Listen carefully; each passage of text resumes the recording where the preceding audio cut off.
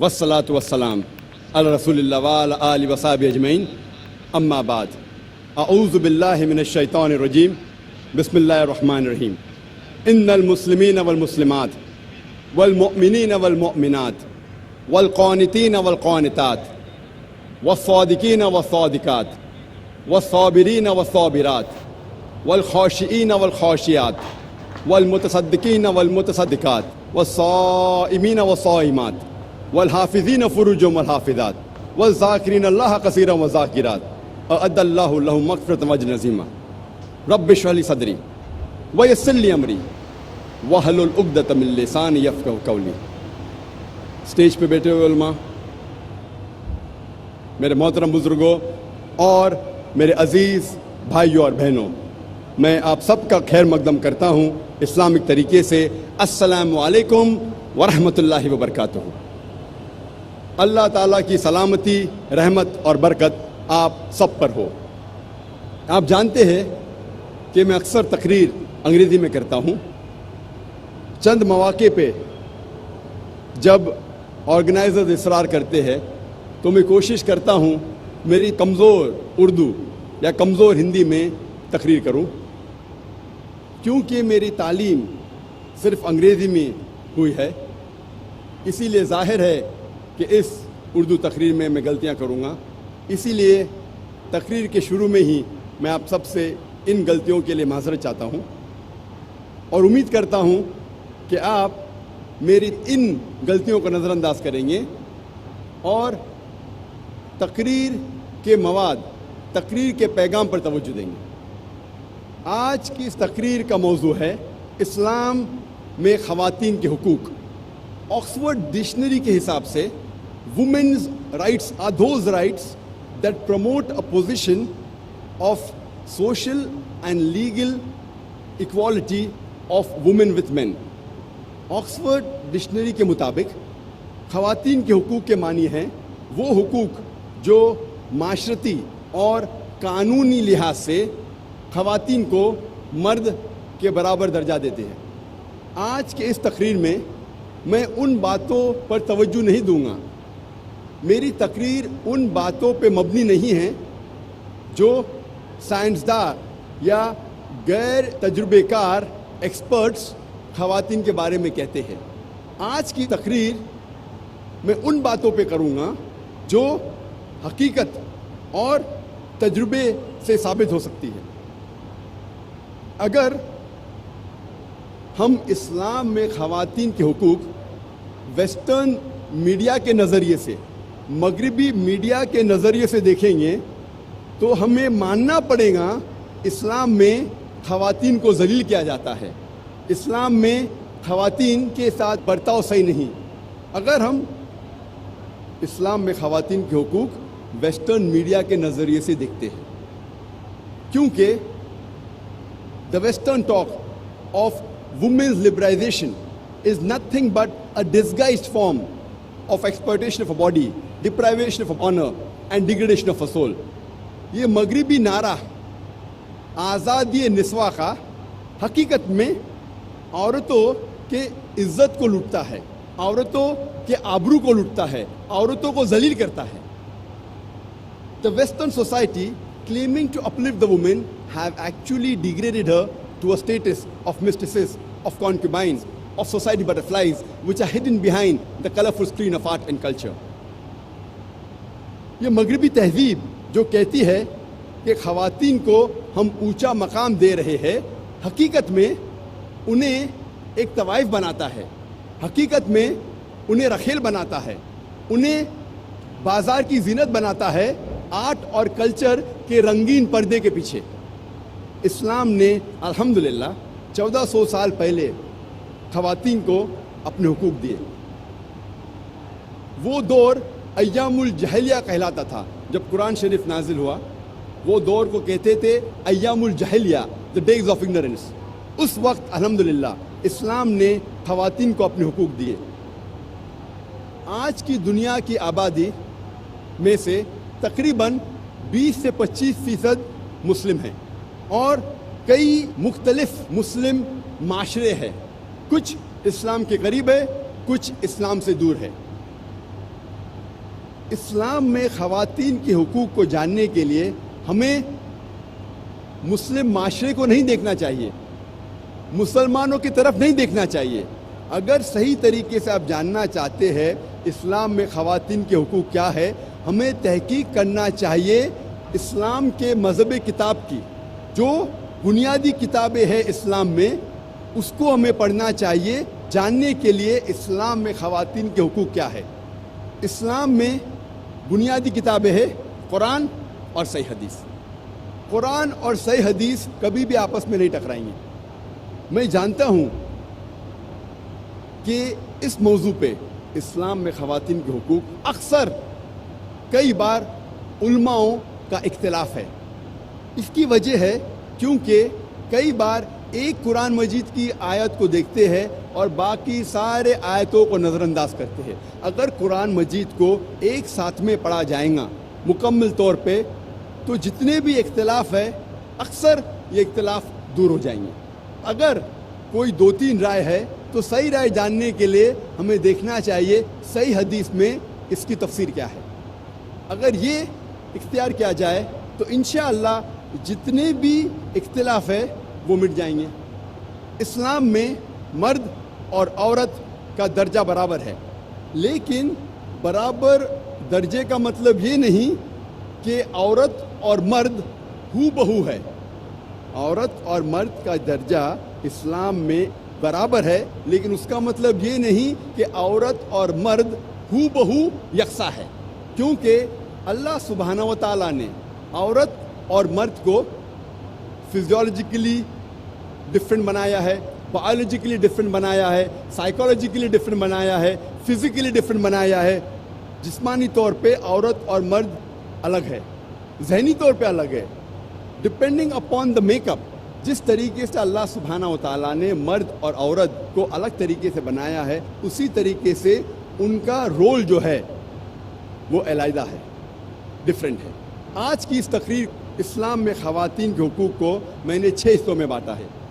اسلام میں خواتین کے روحانی حقوق، اسلام میں خواتین کے معاشی حقوق، اسلام میں خواتین کے معاشرتی حقوق، اسلام میں خواتین کے تعلیمی حقوق، اسلام میں خواتین کے قانونی حقوق اور اسلام میں خواتین کے سیاسی حقوق۔ ہم پہلے غور کریں گے اسلام میں خواتین کے روحانی حقوق پر۔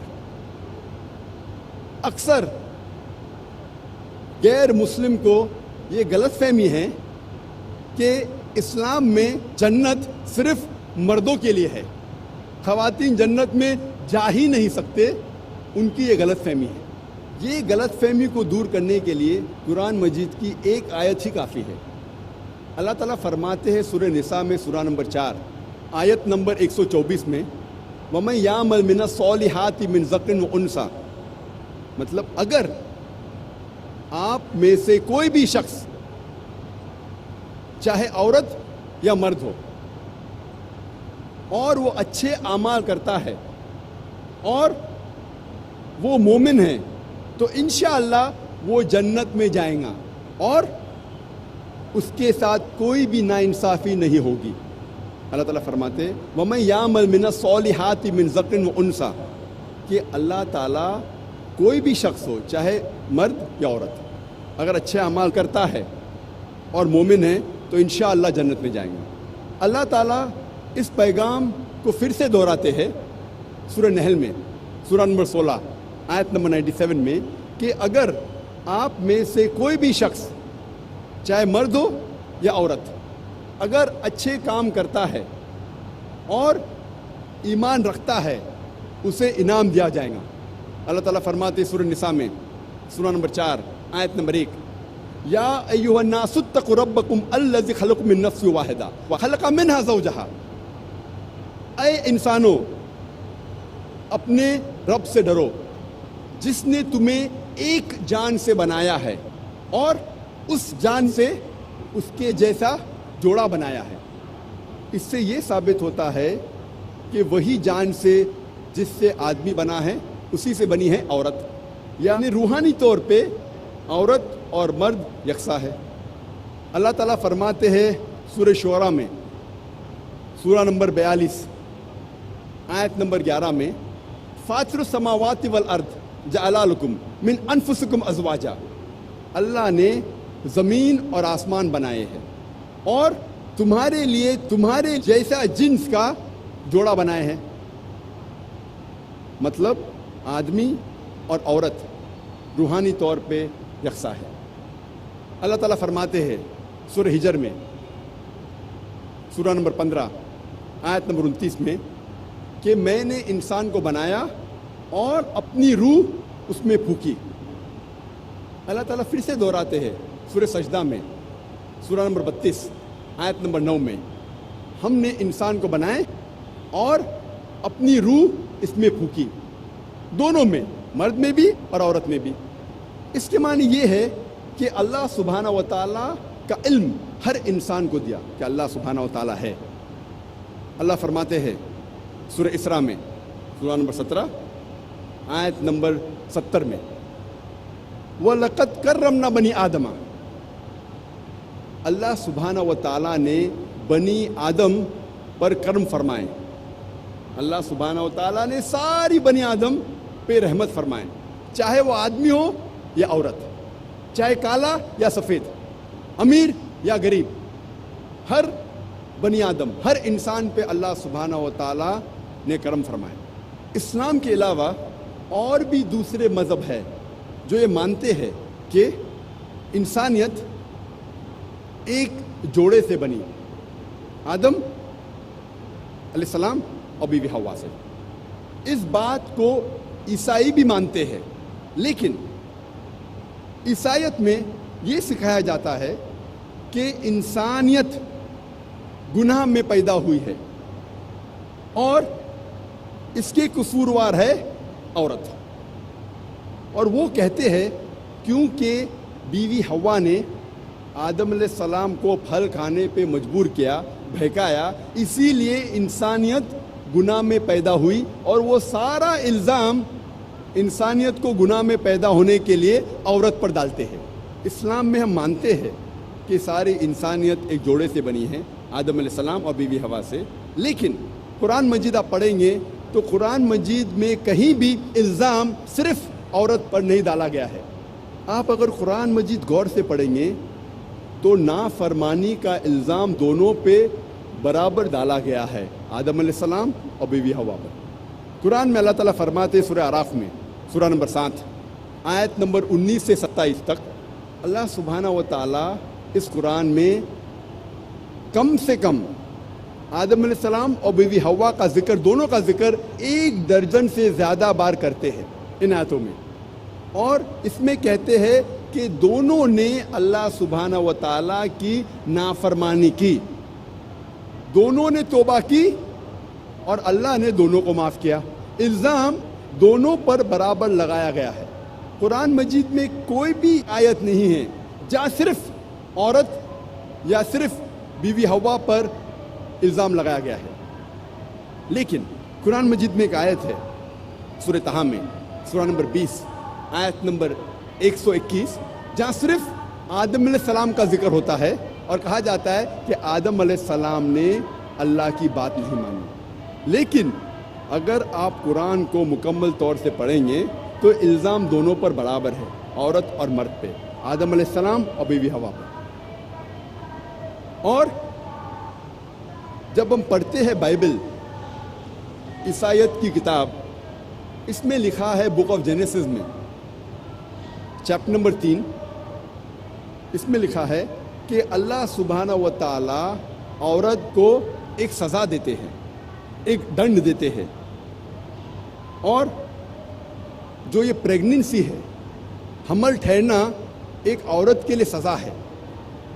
بائبل میں لکھا ہے بک آف جینیسس میں چیپٹر نمبر 3 ورس نمبر 16 میں کہ میں تیرا درد بھرا حمل بڑھاؤں گا، خدا کہتا ہے عورت سے، اور تو درد میں بچوں کو جنم دیں گی، میں تیرا درد بھرا حمل بڑھاؤں گا اور درد میں تو بچے جنیں گی، اور تیری خواہش تیرے شوہر کی ہوگی۔ تو اس سے یہ پتہ لگتا ہے کہ pregnancy is a curse on the woman. حمل ٹھہرنا ایک سزا ہے عورت کے لیے. لیکن جب ہم قرآن مجید پڑھتے ہیں, قرآن میں اللہ تعالیٰ فرماتے ہیں سورہ نساء میں سورہ نمبر 4 آیت نمبر 1 میں, respect the womb that bore you. عزت کرو اس کوکھ کی جس نے تمہیں جنم دیا. اللہ تعالیٰ فرماتے ہیں سورہ انعام میں سورہ نمبر 6 آیت نمبر 151 میں کہ آپ اپنے والدین کی عزت کرو, نیک سلوک کرو.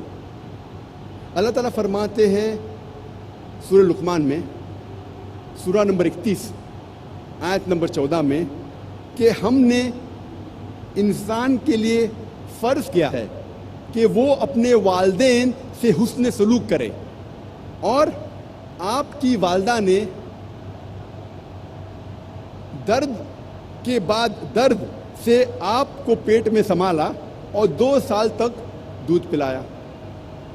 اللہ تعالیٰ فرماتے ہیں سورہ احقاف میں سورہ نمبر 46 آیت نمبر 15 میں وَيَسَّرْنَا الْإِنسَانَ بِوَالِدَيْهِ احسانا, ہم نے فرض کیا ہے انسانیت پر کہ وہ اپنے والدین سے حسن سلوک کرے. اور تمہاری والدہ نے مشکل سے تمہیں پیٹ میں سنبھالا اور درد کے ساتھ جنم دیا. جب ہم قرآن مجید پڑھتے ہیں ہمیں پتہ لگتا ہے کہ پریگننسی اپلفٹس اے وومن, کیونکہ عورت انسان کو جنم دیتی ہے اسی لیے اس کی عزت اور اٹھائی گئی ہے, نہ کہ اسے نیچے کیا گیا ہے. اور اللہ سبحانہ و تعالیٰ کے نزدیک جنس, سیکس کبھی بھی کرائٹیریا نہیں ہے, کبھی بھی معیار نہیں ہے کسی کو عزت دینے کے لیے یا نیچے گرانے کے لیے. انسان کو جانچنے کا معیار قرآن مجید میں دیا گیا ہے سورہ حجرات میں سورہ نمبر 49 آیت نمبر 13 میں, جہاں اللہ سبحانہ و تعالیٰ فرماتے ہیں یا ایھا الناس انا خلقناکم من ذکر و انثی وجعلناکم شعوبا وقبائل لتعارفوا ان اکرمکم عند اللہ اتقاکم ان اللہ علیم خبیر. اے انسانوں, ہم نے تمہیں ایک مرد اور ایک عورت کے جوڑے سے بنایا ہے اور تمہیں قبیلوں اور برادری میں بانٹا ہے تاکہ آپ ایک دوسرے کو پہچان سکے, نہ کہ آپ ایک دوسرے سے نفرت کریں. اور آپ میں سے سب سے بہتر انسان وہ ہے جو تقوی رکھتا ہے.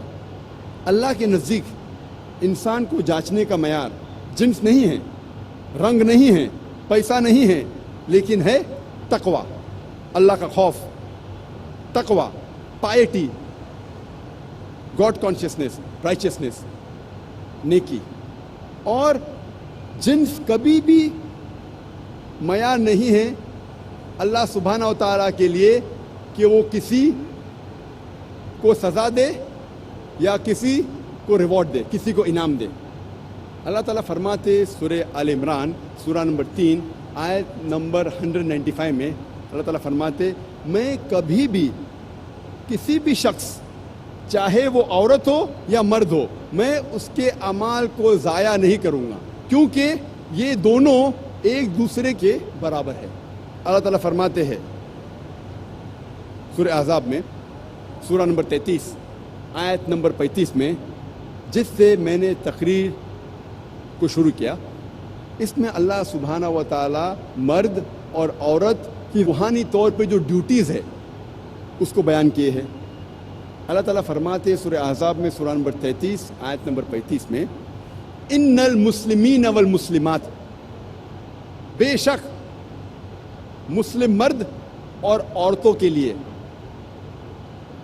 والمومنین والمومنات, ایمان والے مرد اور عورتوں کے لیے, والقانتین والقانتات, فرما بردار مرد اور عورتوں کے لیے, والصادقین والصادقات, سچے مرد اور عورتوں کے لیے, والصابرین والصابرات, صبر کرنے والے مرد اور عورتوں کے لیے, والخاشعین والخاشعات, خشوع اختیار کرنے والے, اللہ کے نزدیک جھکنے والے مرد اور عورتوں کے لیے, والمتصدقین والمتصدقات, صدقہ دینے والے مرد اور عورتوں کے لیے, والصائمین والصائمات, روزہ رکھنے والے مرد اور عورتوں کے لیے,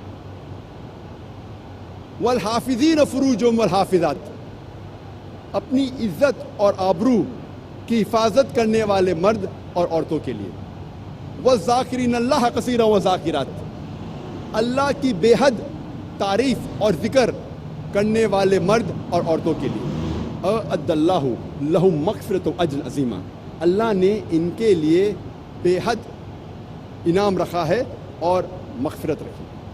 جب ہم قرآن مجید کا مطالعہ کرتے ہیں ہمیں پتہ لگتا ہے کہ روحانی طور پہ مرد اور عورت کا درجہ ایک ہے۔ اب ہم تذکرہ کریں گے اسلام میں خواتین کے معاشی حقوق۔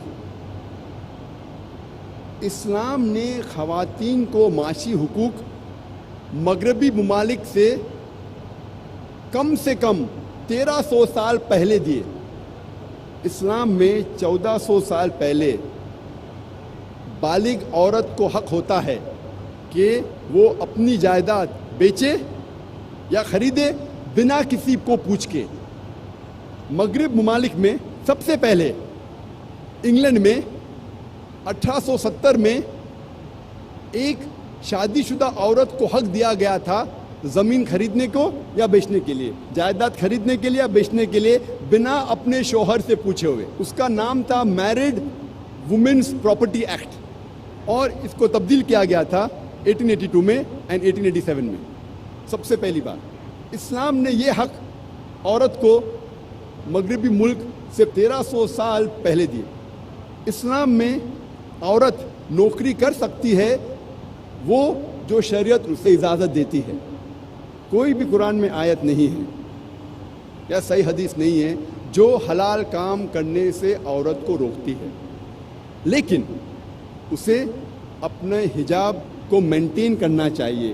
حجاب کو اختیار کرتے ہوئے اگر نوکری کرنا چاہے تو کر سکتی ہے۔ اگر ایسا کوئی کام ہے جو اسے حجاب کرنے سے روکتا ہے تو وہ نوکری، وہ کام صحیح نہیں، وہ ان اسلامک ہے، غیر اسلامک ہے۔ وہ کام جو جسم کی نمائش کرتا ہے، مثال کے طور پہ ڈانسنگ، فلم ایکٹنگ، ماڈلنگ، یہ سارے کام حرام ہیں۔ بہت سے کام جو مرد کے لیے حرام ہے وہ عورت کے لیے بھی حرام ہے۔ مثال کے طور پہ شراب خانہ میں کام کرنا، جوئے کے اڈے میں کام کرنا، غیر اسلامک کام کرنا، یہ سارے کام دونوں کے لیے حرام ہے، مرد کے لیے بھی عورت کے لیے بھی۔ اور عورت گھر میں سلائی کر سکتی ہے، پوٹری برتن بنا سکتی ہے، آفسوں میں کام کر سکتی جہاں علیحدہ انتظام ہے مرد اور خواتین کے لیے۔ Islam does not agree with intermingling of sexes. وہ کام جس میں مرد اور عورت گھل مل کے کام کرے یہ کام صحیح نہیں۔ عورت تجارت بھی کر سکتی ہے، لیکن اگر نامحرم کے ساتھ کوئی چیز ہے تو محرم کے ذریعے کرے، والد کے ذریعے، بھائی کے ذریعے، شوہر کے ذریعے یا بیٹے کے ذریعے۔ اگر ہم صحیح اسلامک معاشرہ چاہتے ہیں تو کچھ خواتین کو ٹیچر بنانا ہمارے لیے ضروری ہے، نرس بنانا ضروری ہے، ڈاکٹر بنانا ضروری ہے۔ اگر میں چاہتا ہوں کہ میری بیوی حجاب کرے، میری والدہ حجاب کرے، تو ہمیں دیکھنا چاہیے کہ کچھ خواتین ہمارے معاشرے میں کم از کم نرس بنے، کم از کم ڈاکٹر بنے، گائنیکولوجسٹ بنے۔ لیکن اسلام میں خواتین معاشی طور سے بڑے ذمہ ہیں، ان کے اوپر کوئی فائنینشیل obligation نہیں ہے۔ فائنینشیل obligation اسلام میں، معاشی ذمہ داری اسلام میں مرد کی ہے۔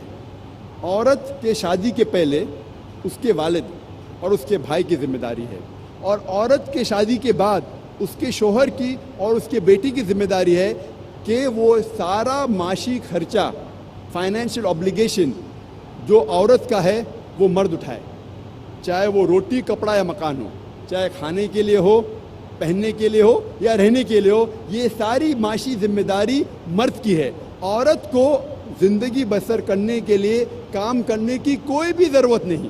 اگر وہ خود چاہتی ہے کہ میں ہاتھ بٹاؤں اور کوئی کام کروں تو وہ کر سکتی ہے، لیکن کوئی بھی اس سے زبردستی نہیں کر سکتا، کوئی بھی اس سے زبردستی نہیں کر سکتا۔ اور اگر وہ عورت کوئی کام کرتی ہے، جو بھی وہ کماتی ہے وہ اس کی دولت ہے، وہ چاہے تو ایک پیسہ بھی اپنے پہ نہیں خرچہ کریں گی تو بھی صحیح ہے. اگر وہ چاہے تو ایک روپیہ بھی اپنے فیملی اپنے خاندان پہ خرچہ نہیں کریں گی تو بھی صحیح ہے. چاہے تو کر سکتی ہے, کیونکہ اگر عورت جو پیسہ کماتی ہے وہ سارا پیسہ اس کا ہوتا ہے. فیملی کو چلانے کی ذمہ داری ہے مرد کی. اسلام میں چاہے بیوی غریب ہو یا امیر ہو, چاہے شوہر غریب یا امیر ہو, وہ شوہر کی ذمہ داری ہے کہ معاشی خرچہ, سارا فائنینشیل خرچہ گھر کا وہ اٹھائے. اگر عورت چاہے تو کام کر سکتی ہے, لیکن اس سے کوئی زبردستی نہیں کر سکتا. اسلام میں عورت معاشی طریقے سے بری ذمہ ہے, اور عورت کے معاشی اگر آپ دیکھیں گے حقوق وہ کئی ہے الحمدللہ. جب شادی ہوتی ہے, شادی کے وقت, نکاح کے وقت الحمدللہ عورت کو مہر دیا جاتا ہے, اس کا فائدہ ہوتا ہے. اللہ تعالیٰ فرماتے ہیں سورہ نساء میں سورہ نمبر 4 آیت نمبر 4 میں کہ آپ عورت کو شادی میں نکاح کے وقت ایک تحفہ دو. مہر نکاح کے لیے فرض ہے, مہر کے بنا نکاح ہو ہی نہیں سکتا. اور عورت از آن دا ریسیونگ اینڈ, اسے فائدہ ہے. لیکن ہمارے اس ملک کے معاشرے میں ہندوستانی تہذیب میں الٹا ہے. ہندوستانی تہذیب میں شادی کے وقت عورت مرد کو دہیج دیتی ہے, عورت مرد کو ڈاوری دیتی ہے, اور یہ بہت عام ہے. افسوس کی بات ہے کہ کئی مسلمان بھی اس ہندوستانی تہذیب کو اختیار کرتے ہیں. مرد نکاح کے ٹائم پہ عورت کو مہر دیتا ہے, لیکن ہمارے معاشرے میں, ہندوستانی معاشرے میں الٹا ہے. ڈاوری عورت مرد کو دیتی ہے, اور اس کے معیار کے حساب سے. اگر وہ گریجویٹ ہے تو 1 لاکھ روپیہ ڈاوری دہیج, اگر انجینئر ہے تو 5 لاکھ روپیہ, اگر ڈاکٹر ہے تو 10 لاکھ روپیہ, 1 ملین روپیز. جیسے بھیڑ بکریوں کو بیچا جاتا ہے منڈی میں. اسلام میں عورت سے دہیج یا ڈاوری ڈائریکٹلی یا انڈائریکٹلی مانگنا حرام ہے. اگر آپ انڈیکیشن بھی دیتے ہیں دھکے چپے انداز میں, اگر لڑکے والے لڑکی والوں سے کہتے ہیں کہ میرے بیٹے کو 4 بیڈ روم فلیٹ میں رہنے کی عادت ہے, اس کا مطلب 4 بیڈ روم کا فلیٹ ڈاوری میں دو, دہیج میں دو, یہ حرام ہے. یا کوئی کہے کہ میرے بیٹے کو مرسیڈیز کار میں گھومنے کی عادت ہے, یعنی انڈائریکٹلی دھکے چپے انداز میں آپ کہہ رہے کہ مجھے مرسیڈیز کار چاہیے دہیج میں. ڈائریکٹلی انڈائریکٹلی دہیج عورت سے مانگنا اسلام میں حرام ہے. اگر خوشی سے لڑکی والے کچھ تحفہ دیتے تو آپ لے سکتے, لیکن مانگنا زبردستی یا انڈائریکٹلی مانگنا اسلام میں حرام ہے. معاشی طور پہ الحمدللہ ثم الحمدللہ خواتین بری ذمہ ہیں. اور اسلام میں اگر ڈیورس ہوتا ہے, طلاق ہوتا ہے, یا شوہر مر جاتا ہے, عورت ودوا ہو جاتی ہے, اسے عدت کے دوران اس کی ساری فائنینشیل لائبلٹیز, جو خرچہ ہوتا ہے, معاشی خرچہ جو ہوتا ہے عدت کے دوران, اس کی ذمہ داری ہے آدمی کی. اگر وہ زندہ ہے طلاق کے دوران وہ سارا خرچہ اٹھانا چاہیے. اگر اس کا انتقال ہو گیا تو اس کی دولت میں سے وہ عدت کے دوران سارا خرچہ مرد کے دولت میں سے عورت کا خیال رکھا جاتا ہے. اور اگر وہ پیٹ سے ہے, حمل سے ہے, تو جب تک بچہ پیدا ہوتا ہے اس ٹائم تک سارا خرچہ آدمی کو اٹھانا چاہیے. اور اگر بچہ پیدا ہوتا ہے اور بچہ ہے تو جب تک بچہ بالغ ہوتا ہے اس کا خرچہ اٹھانا چاہیے مرد کو.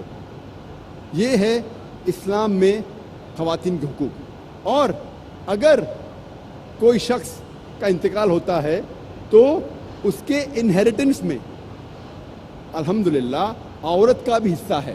میراث کے اندر اگر کس کا انتقال ہوتا ہے تو جائیداد میں حصہ مرد کے علاوہ عورت کا بھی ہے. یہ تھا مختصر سے خواتین کے معاشی حقوق اسلام میں. ابھی ہم تذکرہ کریں گے اسلام میں خواتین کے معاشرتی حقوق. میں نے معاشرتی حقوق کو 4 حصوں میں بانٹا ہے: بیٹی کے حقوق, بیوی کے حقوق, والدہ کے حقوق, ماں کے حقوق, اور بہن کے حقوق. پہلے ہم تذکرہ کریں گے اسلام میں معاشرتی حقوق بیٹی کے۔ اللہ تعالیٰ فرماتے ہیں سورہ تکویر میں، سورہ نمبر 81 آیت نمبر 8 اور 9 میں، جب وہ زندہ گڑی ہوئی لڑکیوں سے پوچھا جائے گا کہ کس جرم کے لیے تمہیں قتل کیا گیا تھا، اللہ تعالیٰ فرماتے جب وہ زندہ گڑی ہوئی لڑکیوں سے پوچھا جائے گا کہ کس جرم کے لیے تمہیں قتل کیا گیا تھا، اس کے معنی لڑکیوں کا قتل کرنا اسلام میں حرام ہے۔ نہ ہی صرف لڑکیوں کا قتل کرنا حرام ہے، دونوں لڑکے اور لڑکیوں کو قتل کرنا حرام ہے۔ اللہ تعالیٰ فرماتے سورہ انعام میں سورہ نمبر 6 آیت نمبر 151 میں، اور سورہ اسراء سورہ نمبر 17 آیت نمبر 31 میں کہ آپ اپنے بچوں کا قتل مت کرو غربت کے خوف سے، اللہ تعالیٰ آپ کو اور آپ کے بچوں کو رزق دیں گا۔ غربت کے خوف سے آپ اپنے بچوں کا قتل مت کرو، اللہ تعالیٰ آپ کو اور آپ کے بچوں کو رزق دیں گا، یہ کہا گیا ہے سورہ انعام میں سورہ نمبر 6 آیت نمبر 151 میں۔ اور اللہ تعالیٰ پھر سے فرماتے ہیں سورہ اسراء میں سورہ نمبر 17 آیت نمبر 31 میں کہ آپ بچوں کا قتل مت کرو، اللہ تعالیٰ آپ کے بچوں اور آپ کو رزق دیں گا۔ بچوں کا قتل کرنا سنگین جرم ہے۔ اسلام میں نہ ہی صرف بچوں کا قتل کرنا جرم ہے، خصوصاً لڑکیوں کا، لیکن جب آپ کو پتہ لگتا ہے کہ کوئی لڑکی پیدا ہوئی اور آپ افسوس کرتے ہیں، اسلام میں اس کی ممانعت ہے۔ اگر آپ افسوس کرتے ہیں کہ آپ کے گھر میں کوئی لڑکی پیدا ہوئی، یہ بھی اسلام میں غلط ہے۔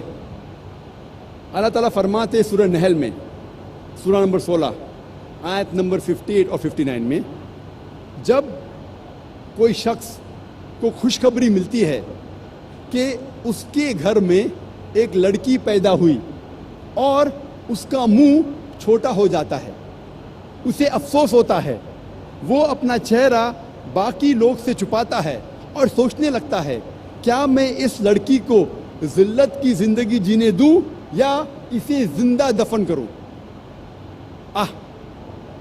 کتنی گھنونی سوچ ہے۔ تو صرف افسوس کرنا کہ ایک لڑکی آپ کے گھر میں پیدا ہوئی، یہ بھی اسلام میں ایک جرم ہے، اس کی ممانعت ہے۔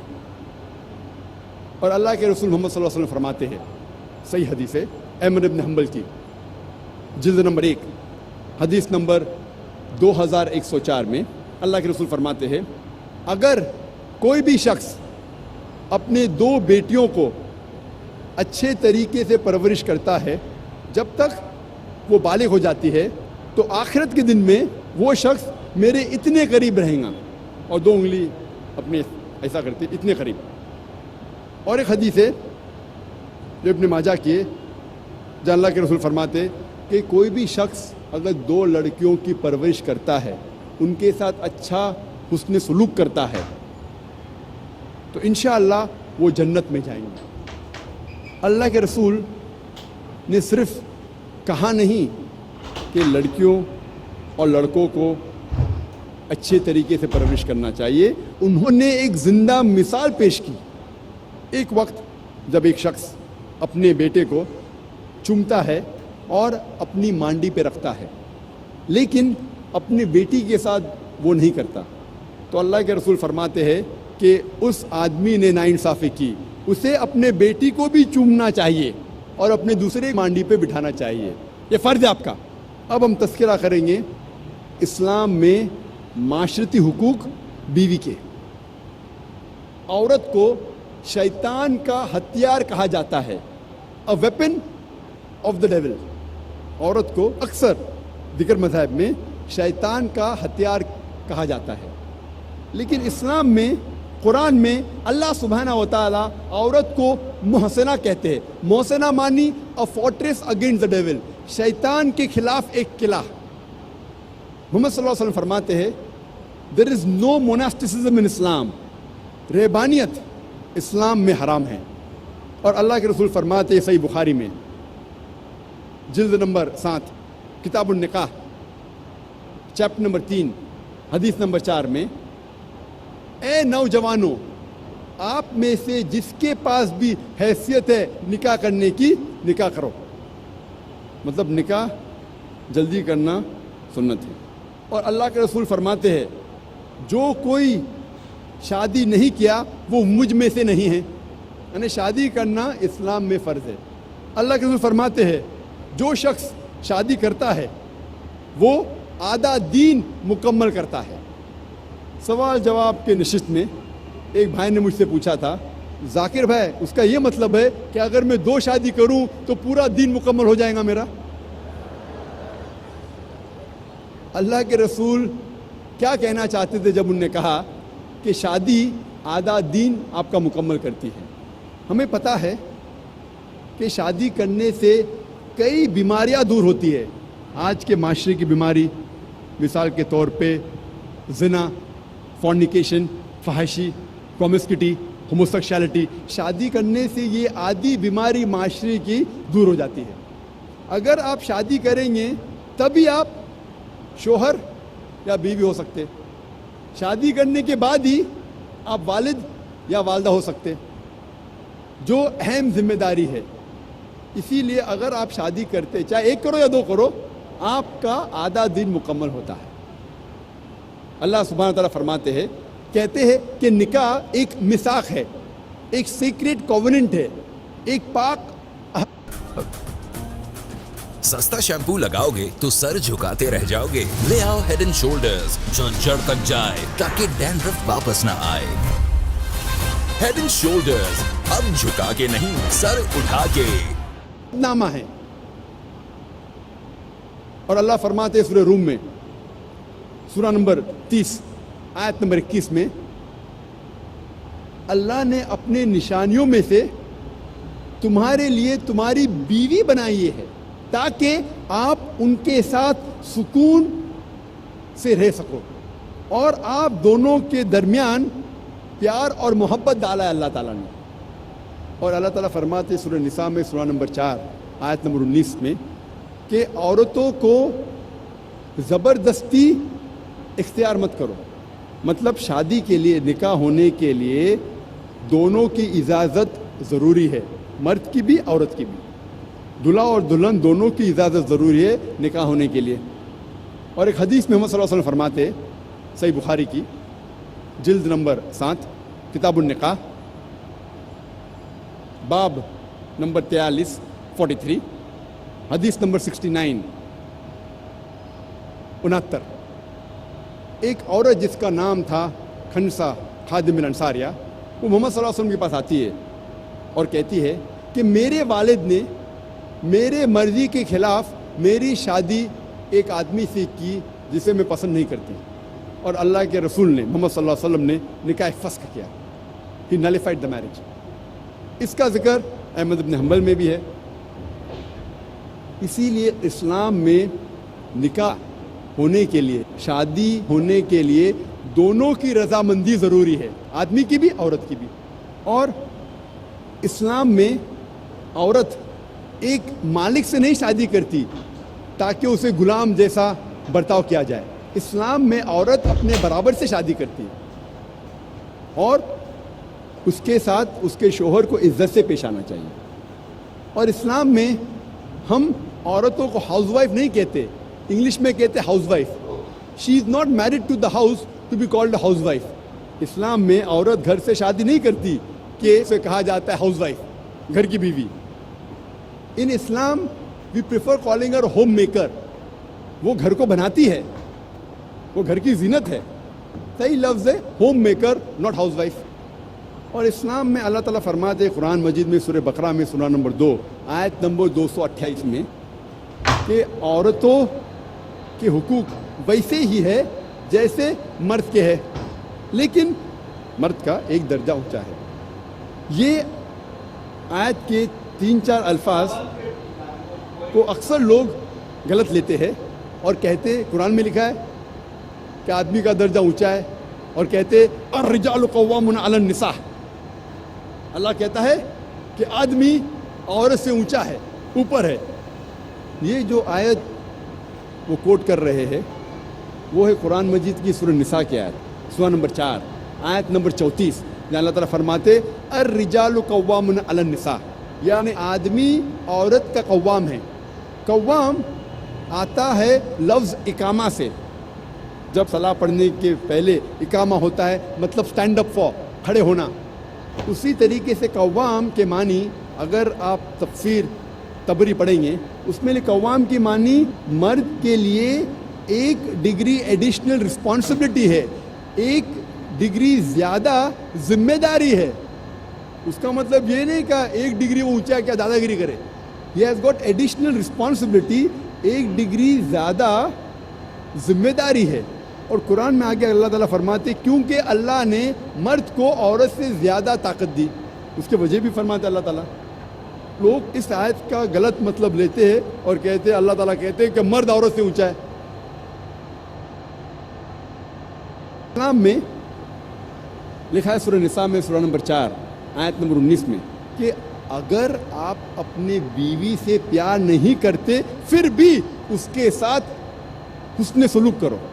اگر آپ اپنی بیوی کو نہیں چاہتے، نہیں پیار کرتے، پھر بھی ان کے ساتھ اچھا سلوک کرو، حسن سلوک کرو. اور اللہ کے رسول فرماتے ہیں کہ آپ لوگ میں سے سب سے بہتر انسان وہ ہے جو اپنے فیملی کا خیال رکھتا ہے، خصوصاً اپنی بیوی. جو آدمی اپنی بیوی کا خیال رکھتا ہے اللہ کے رسول کہتے وہ سب سے بہتر انسان ہے.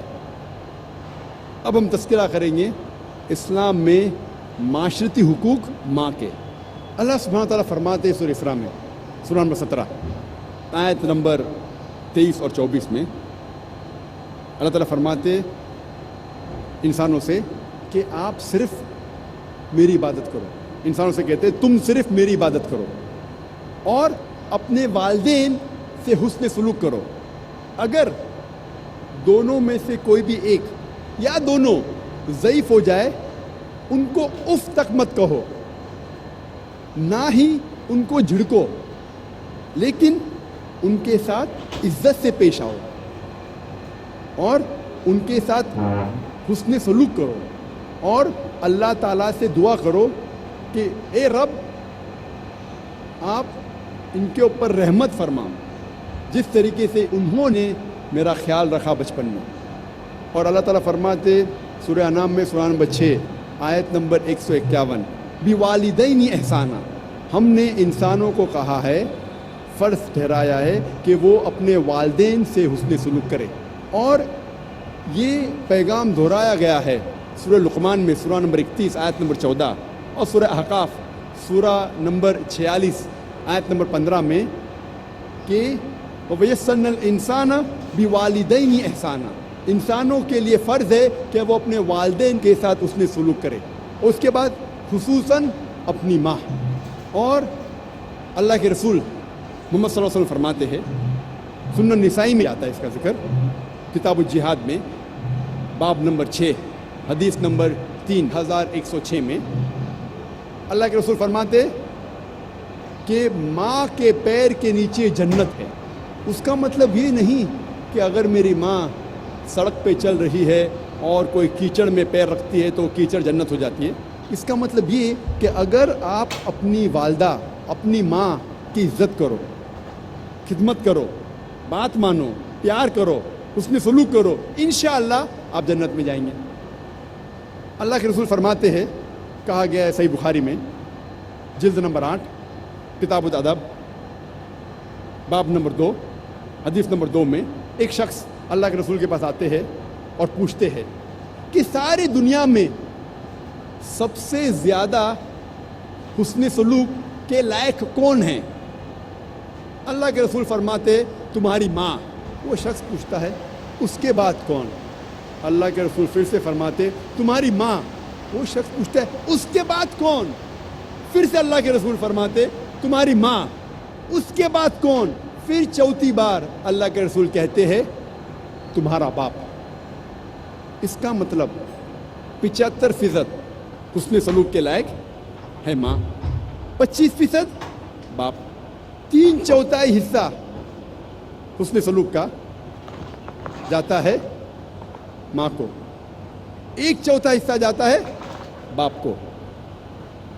اس کا مطلب یہ کہ ماں کو ملتا ہے گولڈ میڈل سونے کا تمغہ, ماں کو ملتا ہے سلور میڈل چاندی کا تمغہ, ماں کو ملتا ہے برونز میڈل تانبے کا تمغہ, باپ کو ملتا ہے کانسولیشن پرائز صلح بخش انعام. یہ ہمارے آخری نبی آخری رسول محمد صلی اللہ علیہ وسلم کا کہنا ہے کہ والدہ زیادہ حقدار ہے حسن سلوک کے.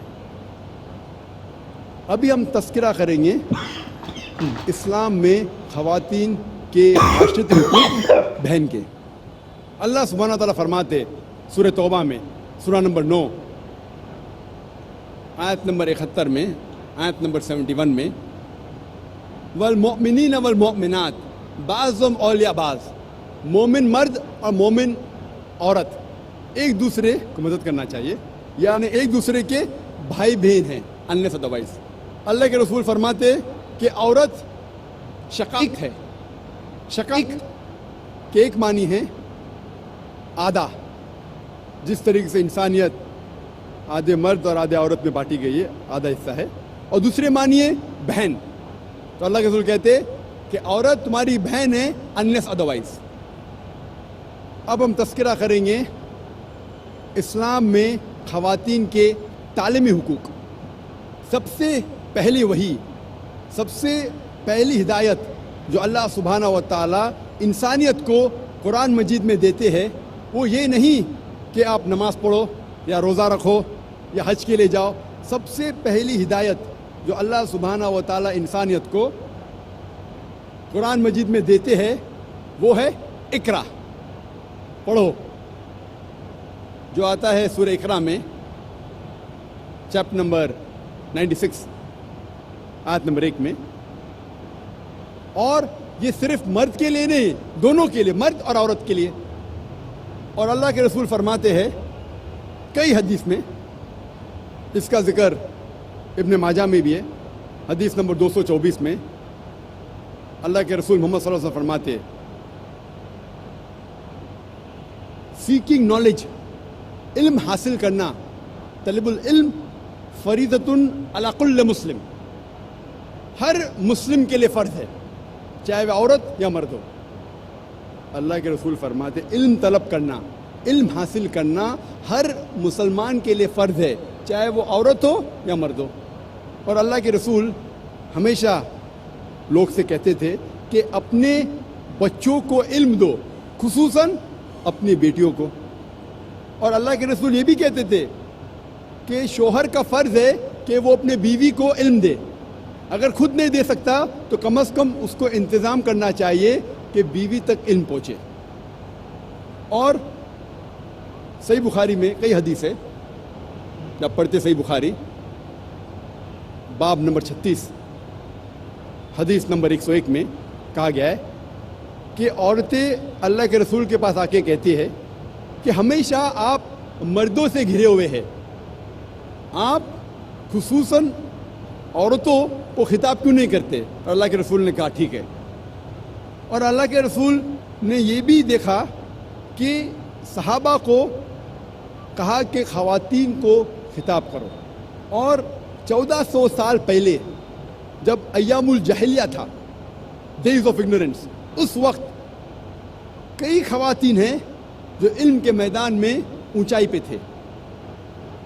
اس وقت تو ایام الجاہلیہ کا وقت تھا, آدمی لوگ ہی نہیں پڑھتے تھے. اس وقت اسلام میں الحمدللہ ثم الحمدللہ کئی خواتین تھے جو علم کے میدان میں اونچائی پہ تھے. اور سب سے بہترین مثال ہے حضرت عائشہ رضی اللہ عنہ, جو حضرت ابوبکر رضی اللہ عنہ کی بیٹی تھی, محمد صلی اللہ علیہ وسلم کی بیوی تھی.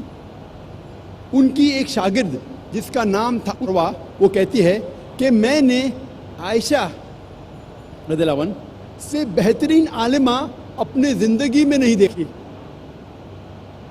اس کو جو مہارت تھی قرآن میں, اسلام کے فرائض میں, حلال اور حرام میں, عربک لٹریچر اور پوئٹری میں, عربک ہسٹری اور جینیالوجی میں.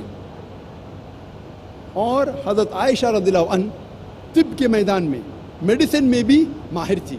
جب بھی لوگ محمد صلی اللہ علیہ وسلم کے ساتھ آتے تھے اور گفتگو کرتے تھے, بیماریوں کا علاج پوچھتے تھے, وہ سنتی تھی اور یاد رکھتی تھی.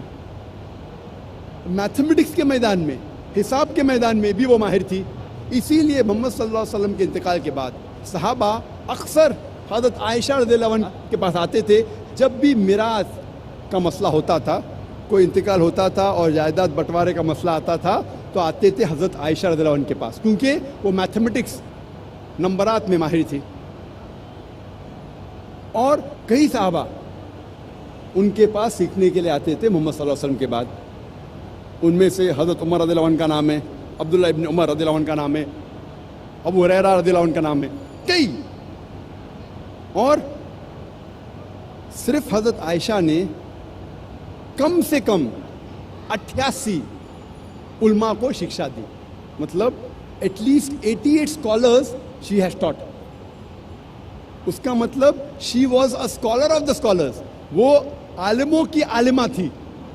88 علماء نے ان کے پاس پڑھا. ہمارے پاس مثال ہے اس وقت حضرت صفیہ کی رضی اللہ عنہ, جو محمد صلی اللہ علیہ وسلم کی بیوی تھی.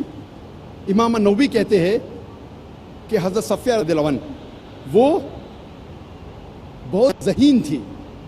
ہمارے پاس مثال ہے ام سلمہ کی رضی اللہ عنہ. ہمارے پاس مثال ہے ام سلیم کی, جو حضرت انس رضی اللہ عنہ ان کی والدہ تھی. وہ ماہر تھی حدیث میں اور کہا جاتا تھا کہ وہ بہت ذہین تھی. ہمارے پاس مثال ہے سیدہ نفیسہ کی رضی اللہ عنہ, جو تاریخ کہتی ہے کہ کئی علماء کو انہوں نے سکھایا اور ان کے شاگرد امام شافعی بھی تھے. ہمارے پاس مثال ہے ام درداء کی رضی اللہ عنہ, جو ابو درداء رضی اللہ عنہ کی بیوی تھی. اور امام بخاری اپنے صحیح میں کہتے ہیں کہ وہ حدیث میں ماہر تھی. کئی مثال ہے. آپ سوچ سکتے ایام الجاہلیہ کے وقت کئی خواتین تھے جو علم کے میدان میں ماہر تھے. اب ہم تذکرہ کریں گے اسلام میں خواتین کے قانونی حقوق. اسلام میں قانونی اعتبار سے مرد اور عورت برابر ہے. اللہ تعالیٰ فرماتے سورہ بقرہ میں سورہ نمبر 2 آیت نمبر 178 اور 179 میں اللہ تعالیٰ فرماتے کہ قصاص میں جب ڈیتھ پینلٹی حد کی سزا ہوتی ہے تو عورت اور مرد کے لیے وہی سزا ہے. اگر کوئی عورت مرد کا قتل کرتی ہے اس کے لیے سزائے موت ہے. اگر کوئی مرد عورت کا قتل کرتا ہے اس کے لیے بھی سزائے موت ہے, اور کوئی عورت مرد کا قتل کرتی ہے اس کے لیے بھی سزائے موت ہے. سزا دونوں کے لیے یکساں ہے. اور لکھا ہوا ہے صحیح بخاری میں جلد نمبر 9 کتاب الادیات میں باب نمبر 4 حدیث نمبر 15 میں کہ ایک یہود ایک بچی کا قتل کرتا ہے, اس کے سر کو کچلتا ہے پتھر کے ذریعے. محمد صلی اللہ علیہ وسلم فوراً اس یہود کو بھی وہی سزا دیتے ہیں, سزائے موت. اس کا سر کچلا جاتا ہے پتھر کے ذریعے.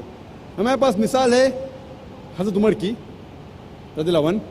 اس دور میں کئی آدمی مل کے ایک عورت کا قتل کرتے ہیں اور حضرت عمر رضی اللہ عنہ وہ سارے مرد کو سزا دیتے ہیں قتل کی, قتل کے بدلے قتل. اسلام میں اگر کوئی جسم کا بھاگ حصے کو چوٹ پہنچتی ہے, چاہے وہ آنکھ ہو, ناک ہو, منہ ہو, ہاتھ ہو, جو سزا مرد کو ملتی ہے وہی سزا عورت کو ملتی ہے. سزا یکساں ہے. اور اگر کوئی قاتل کو کوئی رشتہ دار معاف کرنا چاہتا ہے دیا پیسہ لے کے تو اس کو اختیار ہے. وہ رشتہ دار چاہے مرد ہو یا عورت ہو, اس کو قاتل کو معاف کرنے کا حق ہے اور کوئی بھی اسے روک نہیں سکتا. اسلام میں قانونی طور پہ دونوں مرد اور عورت کی سزا یکساں ہے.